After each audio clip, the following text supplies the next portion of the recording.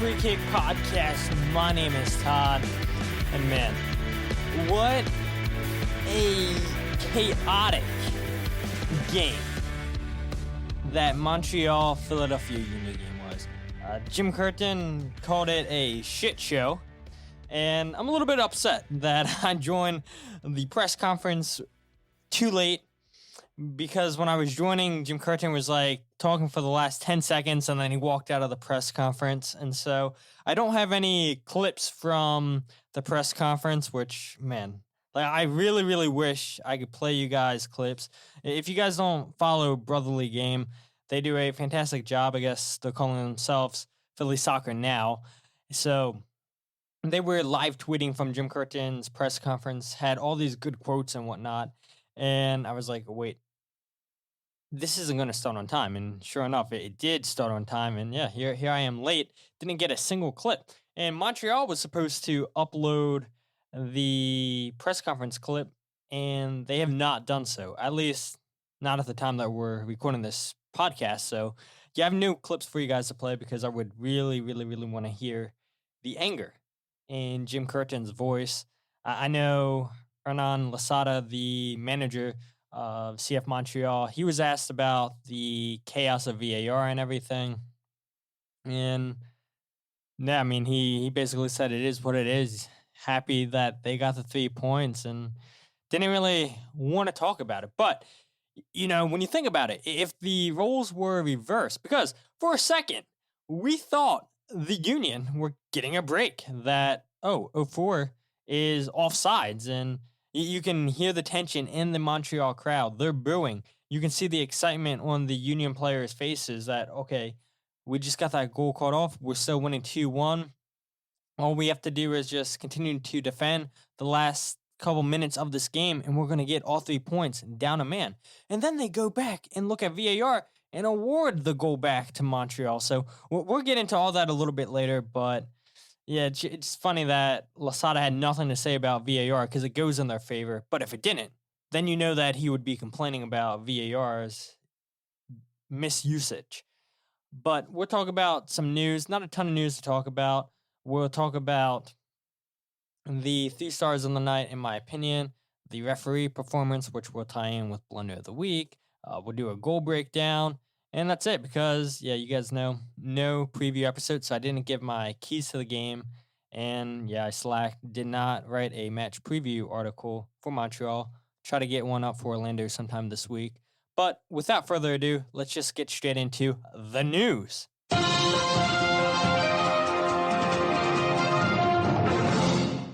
Yeah, so the first bit of news I want to talk about is Houston Dynamo have signed center back Erik Sviatchenko from FC Midtjylland from the Danish league. Sviatchenko is a 31-year-old center back, and he is also the captain of Midtjylland. He also has 5 international caps with the Danish national team, and he has started in all 6 of the Europa League matches for Midtjylland in the group stages. And this is a really good signing for Houston Dynamo, who just got their first win under Ben Olsen last night against Austin FC, beating them by a score of 2-0 in Houston, Houston's home opener of the season. And that's a huge result. And now they get a center back that has international experience playing in the Europa League, playing in a decent team in Denmark, where defensively, yeah, they could use a little bit of help. And he's a player that has a ton of experience, and so that's a huge get for Ben Olsen, especially this time of the year where European seasons are still happening, and they're able to bring in a center back while Midtjylland's season's going on. And like I said, their captain, of all people, losing their captain during the season, I mean, that's a huge blow for Midtjylland. But look, credit to Houston Dynamo for saying, we think this is a acceptable transfer offer we're giving you guys for a 31-year-old center back, and they get the deal done, and that's going to be a huge get for them, I believe, this season defensively. And will they be able to build on that win that they just had against Austin FC? We shall see. But yeah, a nice 2-0 win over Austin, your home opener. Great result for the Dynamo. Moving on to another signing, Minnesota United are finalizing the signing of South Korean attacker Jeong Sang-bin from Wolverhampton. The transfer fee is believed to be around $2.5 million, and that's from Andy Greeter and Tom Bogert. Again, a great signing. And if you guys remember when I talked with Tyler Terrence, I said we need to see more teams in MLS go to these smaller markets in these smaller countries and sign players, because we saw what the Union have in Daniel Gazdag. We see players from Venezuela coming in and making an impact, Jose Martinez. We see players from just insert X club, X small nation coming over to MLS and making an impact. They don't have to always sign players from France. They don't always have to sign players from Brazil, from Argentina. Yes, those players are exciting, but you can get talent in other countries, and especially those smaller countries like South Korea. So I hope MLS clubs just continue to go out here and make these smaller country signings where, look, Minnesota United, their biggest thing, and we talked about this in our match season preview, where they're a completely different team without Emmanuel Reynoso, who is still currently suspended from the club for not showing up for preseason. So will they get Reynoso back this season? Who knows? But he is the lifeblood of that club. He does make that club tick. And even though Sang-bin hasn't started a game ever for Wolverhampton because he's been out on loan, doesn't mean that this guy is not talented. He's made one cap with the South Korean national team, scoring on his debut, and he's only 20 years old. He's going to be a U22 initiative signing. This guy has a lot of talent, and that was my big thing when I was talking about Minnesota too in my previews, where I said, if they have Reynoso, that's great. They're a playoff team, but their big thing, their downfall was not having a striker. And here's a striker who, like I said, is young, 20 years old. But Wolverhampton believed in his potential, and with the change of managers and the mess that Wolverhampton are in currently, where do they want to get rid of a lot of players? We saw Mascara go on loan from Wolverhampton to FC Cincinnati, where maybe the manager that they have in now doesn't believe in the players that the previous regime brought in. So he's okay with letting these players go out on loan or selling these players, and Minnesota United take advantage of that. And the last bit of news I want to talk about is Damion Lowe and Andres Perea are included into the CONCACAF Best 11 for the round of 16.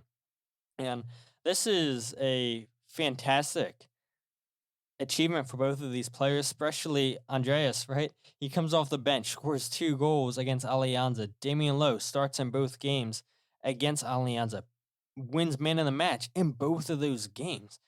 He's built for those moments. And it's funny too, because during the week, when I talked with Jim Curtin at his midweek press conference, by the time that I asked Jim Curtin about Damion Lowe, then that's when CONCACAF came out and announced who made it into the best 11 for the CONCACAF round of 16. And I didn't even know that Damion Lowe was going to make this, but I asked Jim Curtin just, how tempting is it to go with 3 in the back after seeing how well Damion Lowe played against Alianza? And Jim Curtin gave a long response, but basically he summarized it into Damion being a great leader, a great teammate. He does everything that's asked of him. And he said this, Damion is certainly a great defender. He's a defense-first defender, which is, I'll just say, a dying breed in the world of soccer. I love everything he brings each and every day. And you see that first with Damion Lowe in Alianza, in El Salvador, where he's a defense-first guy, just like Jim Curtin said, pushing up high in the field, making those crunching tackles, making it difficult for Alianza players to turn. He didn't want them to have any space. As soon as they would touch the ball, he wanted them to know that, hey, look, I'm right behind you to put this pressure on you. And we saw the same thing when Alianza came to Subaru Park. Damion Lowe, yes, scored a great header. Yes, he was a menace on set pieces, but what caught my eye was just how well he was playing defensively. The chemistry between him and Jacob Glesnes was unmatched, which is a credit to Damion Lowe. You put him next to a good center back, whether it's Jacob Glesnes or whether it's Jack Elliott, He's going to be a fine center back.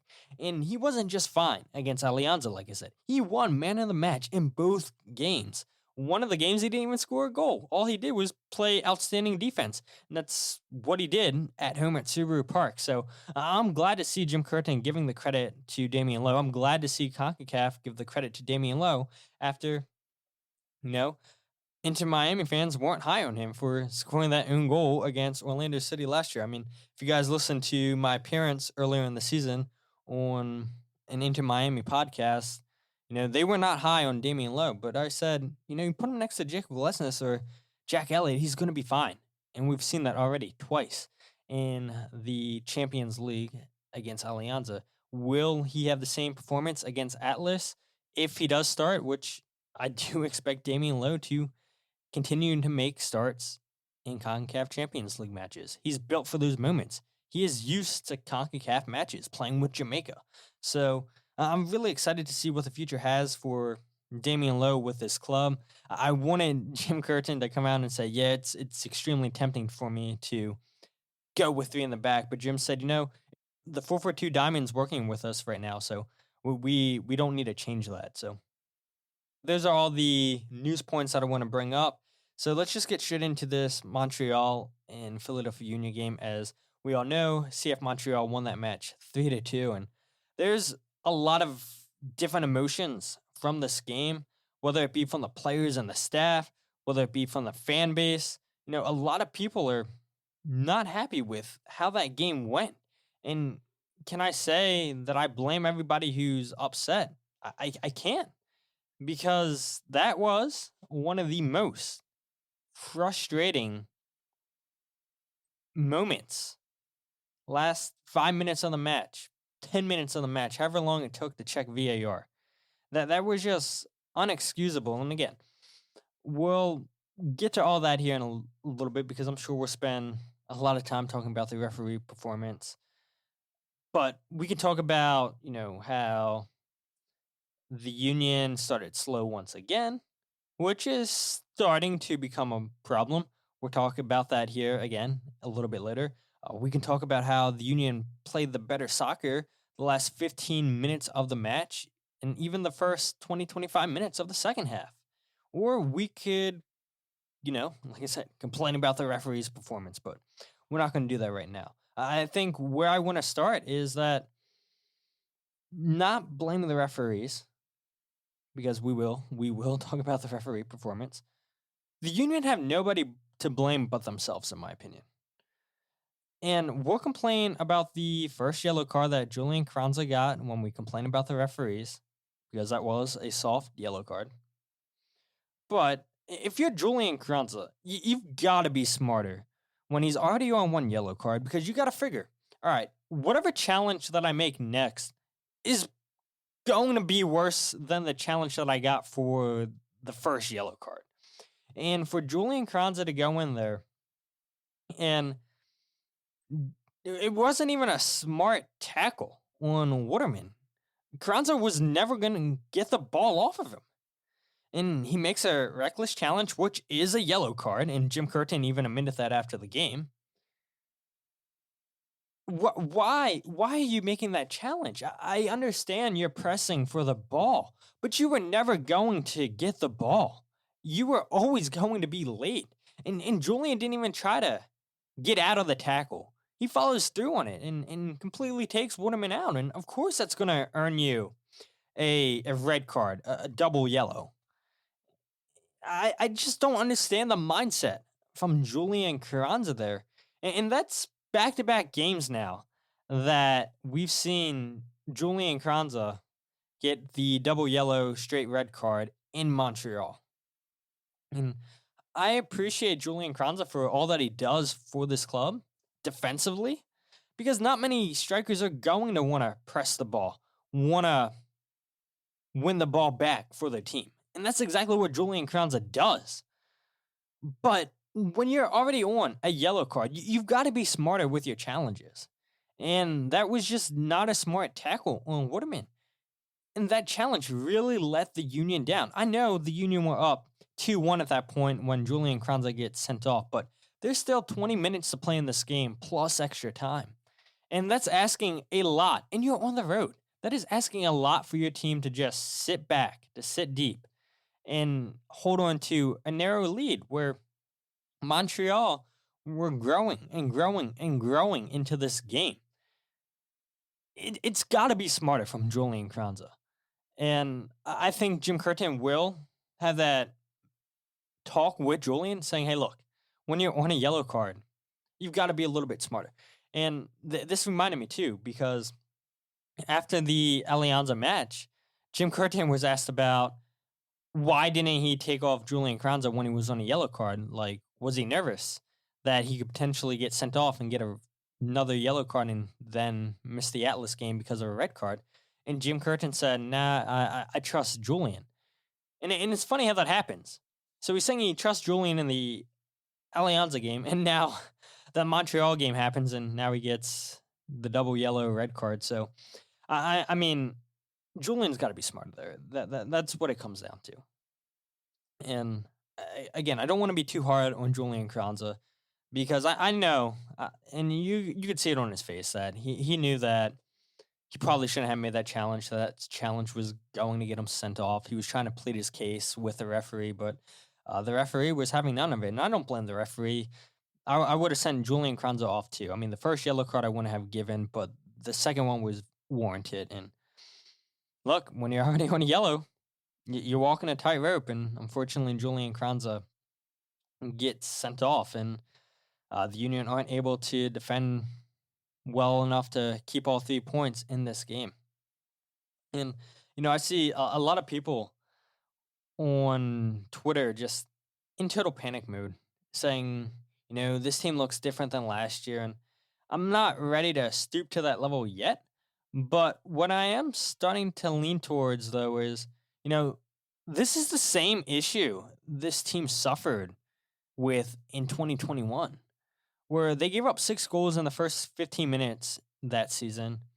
They just couldn't get out of their own way. And for whatever reason, they just weren't checked in mentally to start games in 2021. In 2022, they corrected that by scoring 9 goals in the first 15 minutes and conceding none. They were just always dialed in, always taking the ball straight down the opponent's throats in 2022. And now we've seen them so far in 2023 give up 1 goal in the first 15 minutes, which was that penalty that Kyoto scored. The Union were lucky not to concede in the first 20 seconds against Miami when they went right through the middle of them. Last weekend against Chicago, we saw Shiho's almost score in the first minute off of that Shaqiri free kick. They started slow against Columbus too. I know it hasn't and it wasn't an issue against Alianza, but in MLS, all 4 games, it has been an issue for the Union. Will it get corrected? I do believe so, because we saw it get corrected in 2021. But you don't want to continue seeing this. 4 games into the MLS season, starting slow. You don't want to see this from a team that was in MLS Cup final last year against LAFC. So why the Union aren't locked in mentally right now, where they're just starting games slow. They're not focused for whatever the reason is. And teams are just able to go right through them, just like Montreal did, to get that handball on Jacob Glesnes.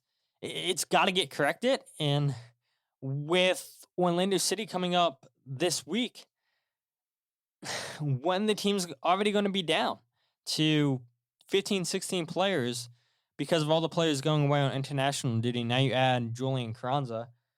You can't afford to start slow again and look to your bench to save you, because the Union aren't going to have anybody on the bench to save them this weekend once they play Orlando City. They're going to rely on their starting 11 and hope that they have a lead when they have to make subs, or maybe they don't even make subs. So you hope that that will be corrected this weekend against Orlando City. You hope that that will be corrected going forward. It has in the past. Will it be corrected now? We shall see. And believe me, I'm sure a lot of you guys, if you were listening to 2021 when I kept talking about slow start, believe me, I will start talking about it again in 2023 if it's an issue. I will start asking about that in the press conferences if that's an issue. And I know I won't be the only one. I know there's been others in the past too that have brought that up to Jim Curtin, and to his credit, he's admitted that, yeah, that is a little bit of an issue. So hopefully it doesn't continue to be an issue for the Union, but it could be. It could be. 4 games in, it's an issue. But despite the Union scoring 7 goals in 4 matches so far in MLS, I think, other than starting slow, a bigger issue, the biggest issue in my opinion, is that they're struggling in the final third. And maybe that's crazy to say to some of you guys because they have 7 goals. But look, 4 of those goals were scored against Columbus. And 2 of those goals against Columbus were penalty kicks. So do with that information as you will. Analyze that however you want to. I'm saying that the 7 goals in 4 games doesn't mean much. It does not mean much, in my opinion. You guys heard last week when Jim Curtin said that this team's taking too many touches. They're passing when they should be shooting when they should be passing in the final third. The Union currently sit at 60.3% completed passes in the final third, and that's the area of the field that this team's just continuing to struggle with. And I thought at times against Montreal, we saw it be better, where Bedoya was taking first-time shots. Ua had a first-time shot. I believe he scored off of a first-time shot, too. Carranza took a shot outside the box first time. Just shoot the ball. It's funny. I can hear people in the stadium yelling, shoot, shoot, shoot. And they're taking too many touches. Seeing people on social media saying, that's too many touches, just shoot the ball. And I agree with all these people. It's not been pretty in the final third, which, again, is crazy. When you look at how many goals that Ua, Carranza, and Gazak scored last year together. 49 goals, 48 goals, something like that last year, where, they're just getting the pass wrong this season. They're not putting shots on target. They're rushing things. And like Jim Curtin said, just get back to the basics. If you get back to the basics, everything will come. And it's 4 games in to the season. I get it.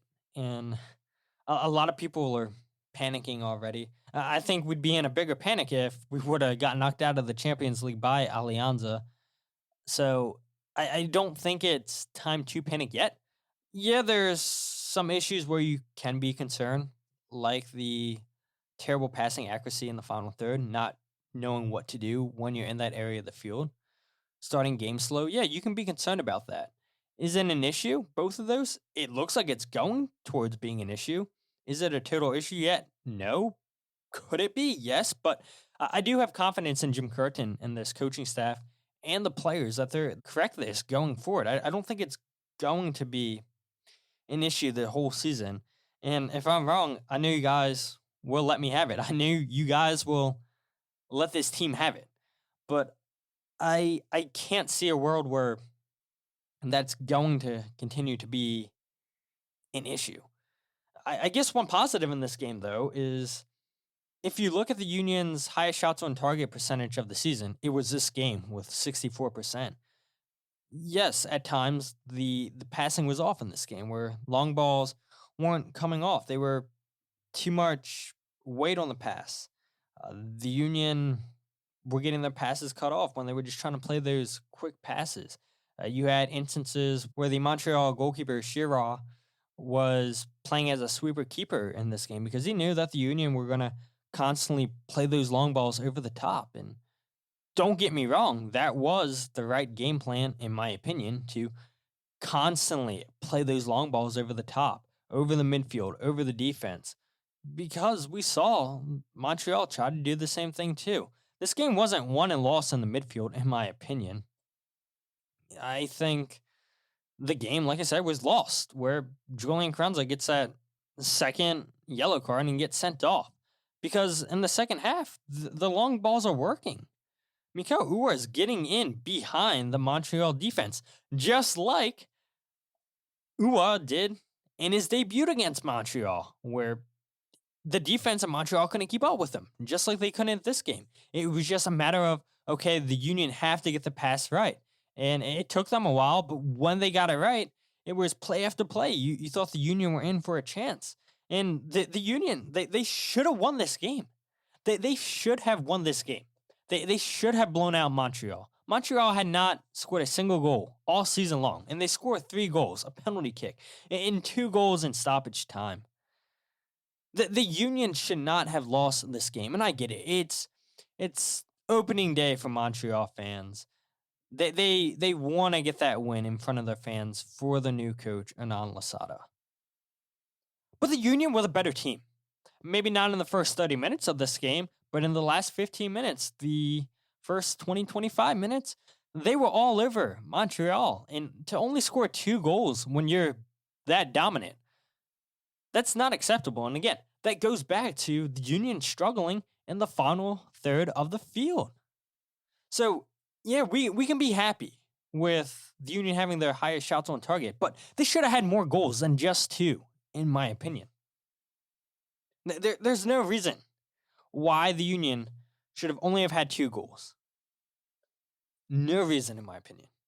And I'm getting frustrated because Montreal's not a good team.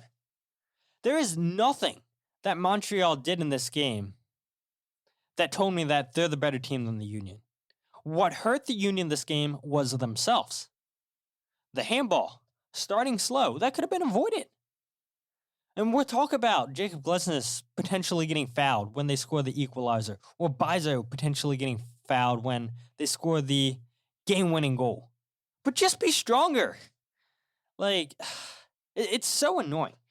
And I'm sure a lot of you guys are feeling as frustrated as I am. And it's only 4 games in, which is so crazy that we're already this annoyed 4 games into the season, where the Union have 2 losses on the season. And look, we know it's hard to win on the road. And at least, this wasn't the same performance we saw in Miami, right? At least the Union scored goals. But there's just no reason why the Union only scored 2 goals in this game against Montreal. A terrible Montreal team. A Montreal team that was dealing with injuries. I mean, Kamar Miller wasn't even supposed to start this game. But he was apparently fit enough where you saw the Union go after him. They knew he was injured. Only got 2 goals. I mean, it's got to be better. But the last thing I'll say before we get into 3 stars, the referee, goal breakdowns, all that stuff. I saw a lot of people too complaining about Joe Bendik. And I'm not buying into that. I'm not. And the reason for that is, Joe Bendik isn't Andre Blake. And I think just so many people are comparing Joe Bendik to Andre Blake. Where I think Joe Bendik's a serviceable backup goalkeeper. If you need him to have a spot start here or there for you, I think he'll do the job. Is he a MLS starter? I don't personally believe so. But I do think he's a good player to have in your locker room to mentor younger players, to be a leader on this team. And like I said, to have a spot start here and there, I think he's fine. But to rely on him week in, week out, yeah, you probably don't want to be doing that. His reactions aren't as fast as Andre Blake's, duh. Kyoto, in the first half, headed the ball over Bendik's arms. And luckily for Bendik, Glesnes was there to recover and clear the ball out for a corner kick. But I just can't get on Joe Bendik for his performance in this game. I really can't, He is what he is. His distribution's not great, but neither is Andre Blake's. So I'm not concerned about that. I mean, the only thing I would be concerned about is his reaction time. But again, there's just nothing you can do. He's not Andre Blake, and that's what it comes down to. If you got to rely on Joe Bendik for a couple more games, then so be it. I mean, the good thing is that Andre Blake's not going to be out for the rest of the season. He's not going to be out for months. So if we got to have Joe Bendik in goal for Orlando and maybe for that first game against Atlas, then so be it. But I'm just not buying into the Union lost that game because of Joe Bendik. That's not an excuse people should be using. The Union lost this game because of themselves. Clear and simple. But let's go ahead and talk about the 3 stars on the night, which, there were some good Union performances despite them losing the game.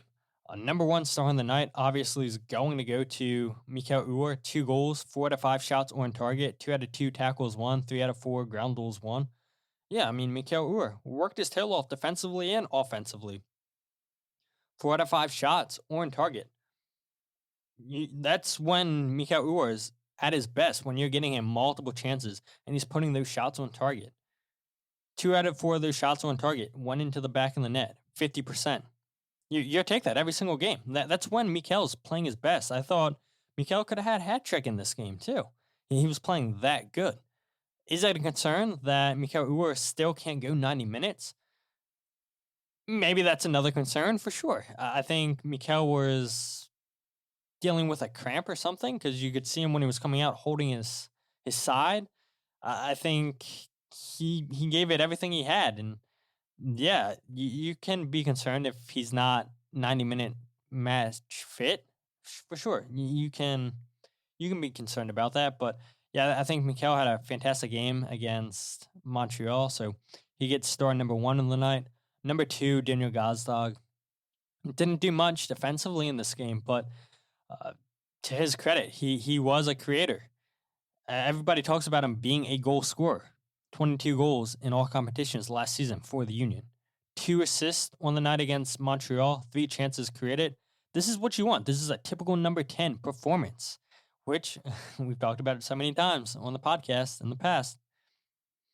A typical traditional number 10, there really isn't one anymore in the world of soccer, but Daniel Gazdag pulls out a typical traditional number 10 performance against Montreal with his playmaking abilities. Number 3 on the night, though, which may be a shock to some people, but this guy had a huge game. Leon Flock, 2 chances created, which is kind of unheard of for Leon since he's defense first. 4 interceptions, 6 ball recoveries. And the thing that won't ever show up on the stat sheet is his press on the night created a couple chances for the Union. The press always starts with the forwards, but as soon as they put the first line of pressure on, Leon Flock's right there to produce the second line of defense. And to see him get 4 interceptions on the night, he was reading the game terrifically, and he typically does read the game well. He's one of the highest players on the team with a high soccer IQ, Jim Curtin always says. He always praises his soccer IQ. And so I think Leon Flock had a really big game. It is a reason why the Union eventually took the lead in this game, because of his relentless pressing. And it sucks that the Union just weren't able to hold on to the lead. But yeah, those 3 players, I believe, were big on the night for the Union. Let's go ahead and talk about the goal breakdown. And then, of course, we'll talk about Blunder of the Week, which you guys all know what's going to be Blunder of the Week. So let's go ahead and talk about the second goal of the night. First goal for the Philadelphia Union, which came courtesy of Mikael Uhre, because we don't need to break down a penalty. So this comes from the Union starting the attack with Bizo. The Union win the ball back, and so they have Ali Bedoya wide right. The ball's on the right side of the field with Bizo. You have Julian Carranza has 2 defenders drawn onto him. You have Daniel Gazdag in a ton of space, and then you have Mikael Uhre that nobody's marking him. Lappinlainen can't catch up with him. Waterman's at a complete position. You have 4 players paying attention to Bizo with the ball. And so Bizo's going to go ahead, clip the ball into Mikael Uhre, because that is the right pass. Because he sees that Mikael's in behind Waterman, that Lappinlainen's on the opposite side of him. And so Lappinlainen's going to go ahead and head this ball out. It falls to Victor Wanyama. And Julian Carranza is going to go ahead and put on the press here.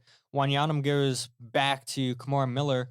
Kamara Miller gets pressed by Julian Carranza. And as soon as he keeps the ball on the ground, that's when you see the Union put on the press with Jose Martinez and Leon Flock. And Leon Flock is the reason the Union got this first goal, because of the press that he put on. As soon as they pass the ball out towards Leon Flock, he's right on to shut it down. It's a poor giveaway by Montreal, which the ball falls to Daniel Gazdag. Daniel Gazdag's able to let the ball roll in front of him by a couple feet, and he sees Mikhail Uhre in a situation with the center back in a 1v1. And so Mikhail's going to go ahead and take one touch, two touch at the top of the box, and then just drive a low-driven shot right past the goalkeeper. Terrible goalkeeping by Montreal, in my opinion.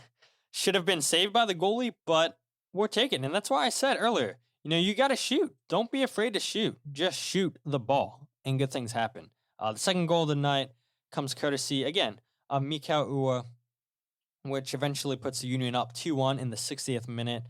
This comes from a counterattack from the Union.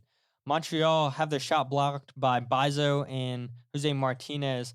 Perea is going to go ahead and head this ball to Julian Carranza, who heads it back to Martinez. Nobody shuts down Martinez quick enough because the Union are just going quick passing. And Martinez is going to find Jeong Sang-bin, who's in space because the defense in the midfield just pushed way up high in the Union's half of the field. And so Jeong Sang-bin is able to just lift his head, see Mikhail Uhre get in behind the two center backs of Montreal, and it's off to the races and a terrific finish by Mikhail Uhre. But it all starts with the Union just that quick passing.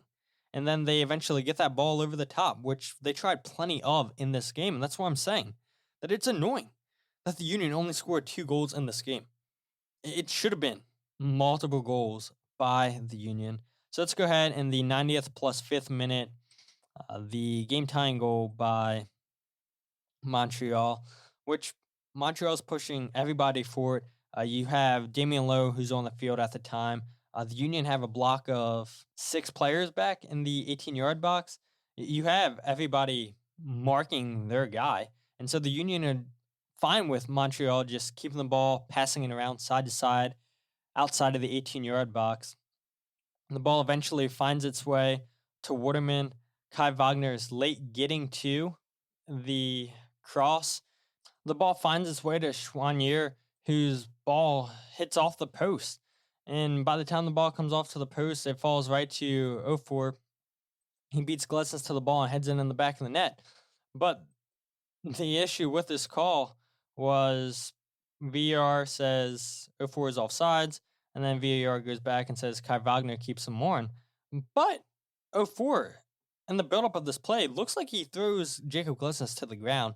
And again, we'll get into that here in a little bit for Blunder of the Week. But that's how they get their game-tying goal. You have Bizo in the wrong position. He's in the same space as Damion Lowe. Not sure what Bizo is doing on this cross. Should have done better. Nothing Andres Perea could have done. He was on the wrong side of Chouanier. And they're able to get the game-tying goal. And then in the 90th plus 8th minute, again, similar like the second goal that Montreal scored here, where a cross comes in, out far right, Kyoto outmuscles Bizo, header in the back of the net, goal. I mean, just nothing to it. Same play almost. The Union just have multiple players in the box. They know the cross is coming. And so you're just hoping that your guy can win that 1v1 battle. You're fine with Montreal having the ball outside of the 18. You're throwing your body on the attacker trying to block the cross, and you're asking a lot for your defenders to win an aerial 1v1. It doesn't happen. Kyoto just beats Bizo to it. Bizo potentially fouled on the play, not given in. That's how Montreal wins this game. Disappointing way to lose when you defend well for 20 minutes, and then when we're in stoppage time, you give up 2 goals. Sucks. It does suck, but let's go ahead and talk about Blunder of the Week. And yeah, a lot of you guys on Twitter said, well, I know what Blunder of the Week's going to be this week. A lot of you guys were talking about the terrible VAR usage from the Montreal game. And of course, that's going to be Blunder of the Week. But there was a strong contender. And this week, shout out Kyle for sending me this Blunder of the Week. Apparently in the Bolivian top league, a referee crew's been suspended from refereeing matches because they added 42 minutes of stoppage time. A game apparently on Monday. and that added time was due to a video review of a goal and a brawl. And I mean that's insane, right? 42 added minutes of stoppage time. I mean, you deserve to be suspended from refereeing matches. I mean, you should probably lose your game. Lose your job of being a referee. I mean, come on. 42 minutes of added time. I've never seen anything like it. I've never heard anything like it. But of course, blunder of the week is going to that horrific usage of VAR in this game. Montreal, Philadelphia. And I'm so heated. I never knew that VAR could overturn VAR. They initially say goal, that 04 scores a goal. And then they go to VAR and they come back and say offsides. Good call by Sagafi, the head referee. And so we're like, the Union are going to get a goal kick here. But they go back to VAR. And this time, they get another angle that shows that Kai Wagner's down on the ground, keeps 04-1. The goal is given. But I've never seen VAR overturn VAR. I never knew that was possible. Apparently, this happened last year in a Juventus game in Serie A. But that is just poor refereeing. I mean, blunder of the week goes to the VAR officials, and it goes to Sagafi for not having any control of this game in stoppage time. I mean, how don't you have every single angle as VAR? You should have every single angle available. And I guess it's not on Sagafi for making the initial call when he went to VAR because he only had the angles that he was given. But then you allow Sagafi to make the call and say, hey, wait, come back to VAR. We got another angle in. That cannot happen. That should never happen. I mean, Jim Curtin said that this is embarrassing for our league, and it is. Your incompetence of using VAR to overturn your initial VAR call. I mean, what in the world? I mean, I'm lost for words because I never knew that was possible. And then you're not going to go ahead and review the possible foul from 04 on Glesnes when Glesnes looks like he's thrown to the ground? You're just looking for an offsides? Because how am I supposed to have faith that you missed the initial offsides call? So how should I have faith that you're going to get it right by looking at Jacob Glesnes potentially being fouled? How do I know that you looked at that? You probably didn't, because you didn't have enough angles to see if 04 was on or not. I mean, the incompetency from the officiating crew was out of this world. And then you have the third goal where Bizo looks like he's fouled. No look. You give Montreal the goal. Just not a good look from this referee crew. Not a great look from MLS.